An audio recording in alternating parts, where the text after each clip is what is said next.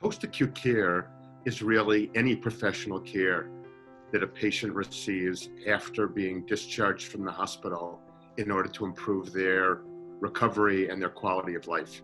That can include long-term acute care, inpatient rehab care, skilled nursing, as well as home care. Could be independent living, assisted living, or their home in the community. During the pandemic, where there were surges taking place, it was particularly critical for patients to flow through and to leave the hospital so hospitals had capability to care for the most acute patients.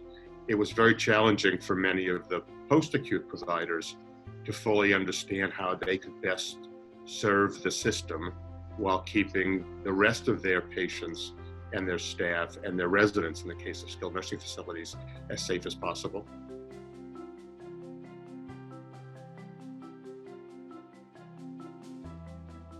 We believe that this was an opportunity for people to come together across that spectrum of care, to be able to have a voice, to be able to share experiences. Where were there ways in which we could have synergies, and where were there ways in which we could create standardization and shared understanding, so that it was really for better care for patients overall.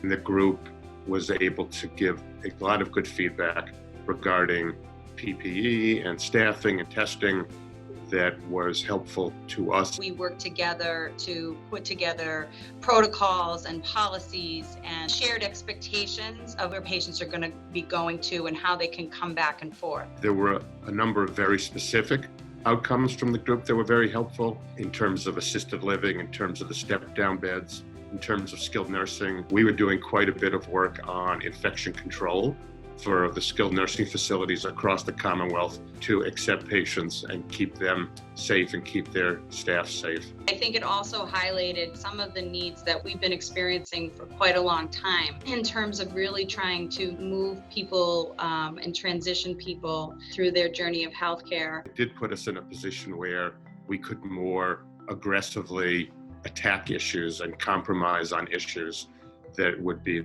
to the benefit of patients. As we continue to standardize care and continue to communicate amongst ourselves, I think it just helps us really to be able to be as honest as possible to patients and really make sure that we are working together and having the chance to bring things forward that we could all learn from. This work group was a great opportunity for people to get together and to get the same type of collaboration that we really needed in this situation.